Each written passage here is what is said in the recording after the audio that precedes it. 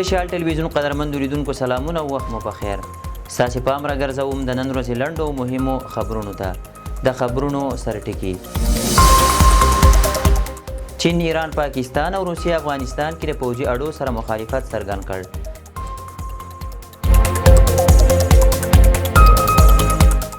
نورالدین عزیزي ویلي چې افغانستان اوس مهال څه باندې 80 هیوادونو ته صادرات لري.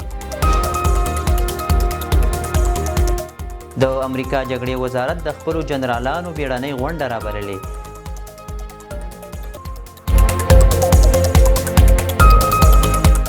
ترکیه او امریکا د سولیزې اټومي انرژۍ د ستراتیژیکې همکارۍ تړون لاسلیک کړ.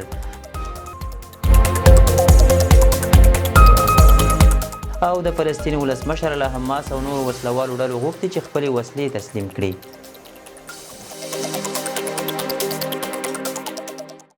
اوس هم بشپړ خبرونه. چین، ایران، پاکستان او روسیه افغانستان کې د پوځي اډو سره مخالفت څرګند کړ. افغانستان په اړه د چین، ایران، پاکستان او روسیې د بهرنیو چارو وزیرانو څلورمه غونډه نیویارک کې د ملګرو ملتونو د عمومي غونډې په څنډه کې ترسره شوه. د یادو هیوادونو بهرنیو چارو وزیرانو ټینګار کړی چې د افغانستان ملي حاکمیت، خپلواکي او ځمکنۍ بشپړتیا ته باید درناوی وشي او د افغانستان دننه یا شاوخوا کې د پوځي اډو بیا ځای پر ځای کول د سیمې د سولې او امنیت لپاره زیانمن دي. دغه غونډه کې د یو خپلواک، باثباته، له نشهیي توکو او ترهګرۍ پاک هیواد په توګه د افغانستان پر ملاتړ ټینګار شوی دی. همداراز له امریکا او ناټو غوښتل شوي چې باید د افغانستان د اوسني وضعیت اساسي مسؤلیت پر غاړه واخلي او یو اړخیز بندیزونه لرې کړي. تر دې وړاندې د امریکا ولسمشر ډونالډ ټرمپ ویلي و چې که افغانستان ورته بیرته د باګرام اډه ونه سپاري بدې پایلې به ولري. خو د طالبانو حکومت ویان ذبیح الله مجاهد په خبرګون کې وویل چې باګرام د افغانستان دی نه د امریکا او چین، او امریکا باید له افغانانو سره په ډیپلوماتیک او منطقي ډول چلند وکړي. نوموړي زیاته کړې چې د بهرنیو ځواکونو شتون د افغانستان د خاورې په یوه برخه کې هم د افغانانو لپاره د منلو وړ نه دی. نورالدین عزیزي ویلي چې افغانستان اوس مهال څه باندې 80 هیوادونو ته صادرات لري. د صنعت او سوداګرۍ وزیر وایي اوس مهال افغانستان له څه باندې 80 هیوادونو سره سوداګریزه راکړه ورکړه لري. عزیزي زیاتوي په تیرو 4 کلونو کې د تولیدي کارخونو شمیر له 3500 څخه 6000 او 500 ته لوړ شوی دی. د نوموړي په وینا چې افغانستان تولیدات یوازې کرنیز نه دي بلکې صنعتي او معدني برخې هم رانغاړي او له مختلفو زنځیرونو سره تړلي دي. هغه زیاتوي چې د خامو توکو له صادراتو مخنیوی، د محصولاتو پر پروسس او برانډ جوړونې تمرکز د حکومت نوی اقتصادي سیاست دی. نوموړي له خصوصي سکتور غوښتي چې د وارداتو پر ځای د تولید او صادراتو په برخه کې پانګونه وکړي. د امریکا جګړې وزارت د خپلو جنرالانو بیړنۍ غونډه رابللې. رویټرز خبري اژانس د پینټاګون د یو شمېر موثقو سرچینو په حواله لیکلي چې د امریکا د جګړې وزیر پیټ هیګسیټ په بیړني ډول خپل لوړ رتبه نظامي جنرالان راغوښتي. د راپور له مخې دغه غونډه راتلونکې اونۍ د ویرجینیا کوانتیکو پوځي اډه کې جوړیږي، خو هیڅ څوک نه پوهیږي چې هدف یې څه دی. د راپور له مخې دغه پریکړه ټول هغه لوړ پوځي قماندانان او مشاورین رانغاړي چې د قماندانۍ په مهمو څوکیو کې کار کوي او شمیر یې نږدې 800 تنو ته رسیږي. بلخوا ځینې امریکایان اندېښمن دي چې د دې بیړنۍ راټولونې شاته ښایي په لوړه کچه پالیسۍ او یا هم پوځي لیکو کې بدلون وي. ټرمپ د لویدیځې غاړې له نیولو سره مخالفت اعلان کړ. د امریکا ولسمشر ډونالډ ټرمپ اعلان کړی چې اسرائیل ته به اجازه ورنکړي څو د فلسطین لویدیځه غاړه د خپل قلمرو برخه کړي.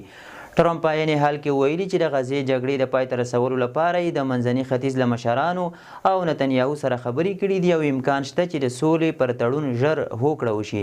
اسرائیل تر اوسه د ټرمپ د مخالفت غبرګون کې دریځ نه دی څرګند کړی. لویدیځه غاړه د 1918 جګړې پر مهال د اسرائیل تر ولکې لاندې راغله او اوس په دې سیمه کې شاوخوا 2.1 میلیون فلسطینیان او څه باندې 700,000 اسرائیلیان ژوند کوي. شنونکي باور لري چې د ټرمپ دغه ناڅاپي دریځ کولی شي د واشنګټن د منځني ختیځ پالیسۍ کې نوي بحثونه او پوښتنې راپورته کړي، ځکه چې امریکا په تیرو لسیزو کې په پرله پسې ډول د اسرائیل کلک ملاتړ کړی دی.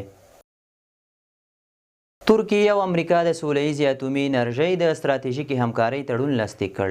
دغه تړون د دواړو هیوادونو د مشرانو د لیدنې پر مهال په واشنګټن کې د ترکیې د انرژۍ وزیر آلب ارسلان او د امریکا د بهرنیو چارو وزارت استازو ترمنځ نهایي شو.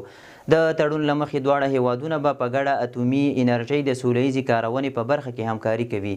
د تخنیکي پوهې تبادله، د متخصصینو روزنه، د ټیکنالوژۍ انتقال او د څیړنیزو پروګرامونو پرمخ وړل د تړون مهم ټکي ګڼل کیږي. د امریکا چارواکو ټینګار کړی چې ټولې همکارۍ به د نړیوالو اصولو او د اسلحه نه خپرولو د تړون یا NPT په چوکاټ کې ترسره کیږي. شنونکي باور لري چې دغه تړون نه یوازې د ترکیې د انرژۍ د سکتور د پیاوړتیا لپاره مهم دی، بلکې د واشنګټن او انقرې ترمنځ د ستراتیژیکو اړیکو د ژورېدو لامل هم کیدای شي. زیلینسکي ویلي چې له جګړې ختمېدو وروسته به د ولسمشرۍ څوکۍ پرېږدي. اوکراین ولسمشر ولادیمیر زیلینسکي له روسیې سره د جګړې د پای ته رسېدو په ترڅ کې د خپل مقام پرېښودلو وړاندیز کړی دی. هغه له یوې امریکایي خبري ویبپاڼې سره په ځانګړې مرکه کې ویلي که د روسیې سره جګړه پای ته ورسېده نو دی د خپل مقام پرېښودلو ته چمتو دی. زیلینسکي وویل هدف یې د جګړې ختمول دي، نه دا چې په ولسمشرۍ څوکۍ باندې پاتې شي. د زیلینسکي د ولسمشرۍ دوره د 2024 کال د مې میاشتې په 20 نیټه پای ته رسېدلې، خو د جګړې له امله انتخاباتو ته اجازه نه ده ورکړل شوې او نوموړی لا هم پر خپله دنده پاتې دی. د فلسطین ولسمشر له حماس او نورو وسلوالو ډلو غوښتي چې خپلې وسلې تسلیم کړي. د فلسطین ولسمشر محمود عباس له حماس او نورو وسلوالو تنظیمونو غوښتي چې د فلسطین ادارې ته خپلې وسلې وسپاري. نوموړي د ملګرو ملتونو اسامبلۍ ته ویډیو وینا کې وویل غزې تړانګه د فلسطیني سیمو نه بیلیدونکې برخه ده او حماس به په حکومت کې هیڅ ډول رول نه لري. محمود عباس د 2023 کال د اکتوبر په 9 د حماس لخوا ترسره شوي اقدامات چې د اسرائیل ملکي وګړي یې په نښه کړل رد کړل او د داسې اقدامات وبلل چې فلسطین د خلکو استازیتوب نه کوي. د یادونې ده چې امریکا حکومت د ملګرو ملتونو غونډه کې د ګډون لپاره د محمود عباس د ویزې غوښتنلیک رد کړ او نوموړي له همدې کبله د ویډیو له لارې وینا وکړه. سوریې سیاحت ته د پراختیا په موخه د 1.5 میلیارډ ډالرو په ارزښت د پانګونې تړونونه لاسلیک کړل. د سوریې د ګرځندوی وزیر مازن الصالحي د ګرځندوی د ملاتړ په موخه د 1.5 میلیارډ ډالرو په ارزښت د پانګونې تړونونه لاسلیک کړي دي. د سوریې د دولتي خبري اژانس سانا د الصالحي په حواله ویلي چې دغه تړونونه د مستقیمو قراردادونو او د هوکړو یادښتونو له لارې شوي چې په چوکاټ کې د شته تأسیساتو پراختیا، د هوټلونو او رستورانټونو جوړول، د تفریحي ښارونو رامنځته کول او د تاریخي سیمو بیا رغونه شامله ده. دا په داسې مهال ده چې سوریې له دې وړاندې هم د اګست په میاشت کې د 14 میلیارډ ډالرو په ارزښت 12 د پانګونې تړونونه لاسلیک کړي وو چې د زیربنا، ترانسپورټ او جایدادونو پروژې یې رانغاړلې. د ویلو ده چې د دغو ټولو پروژو موخه د جګړې له امله د زیانمن شوي اقتصاد بیرته ژوندي کول ښودل شوي دي. د فرانسې پخوانی ولسمشر په 15 کاله بند محکوم شوی. د فرانسې پخوانی ولسمشر نیکولاس سرکوزي د لیبیا د پخوانی مشر معمر القذافي سره د 2000 کال په ټاکنیز کمپاین کې د پټې مالي همکارۍ په تور په 15 کاله بند محکوم شوی دی. خو نوموړي تل دا ډول تورونه په کلکه رد کړي او دا یوه سیاسي دسیسه بللې ده. نیکولاس په 2000 کال کې د فرانسې ولسمشر وټاکل شو خو د 2012 کال په ټاکنو کې بریالی نه شو. پر پخواني ولسمشر سربیره د پخوانیو 3 وزیرانو په ګډون د 12 نورو کسانو پر ضد هم د اقامې دعوه شوې وه. د شال ټلویزیون قدرمندو لیدونکو دا او د دې مهال لنډ او مهم خبرونه تر بیا ښه وخت.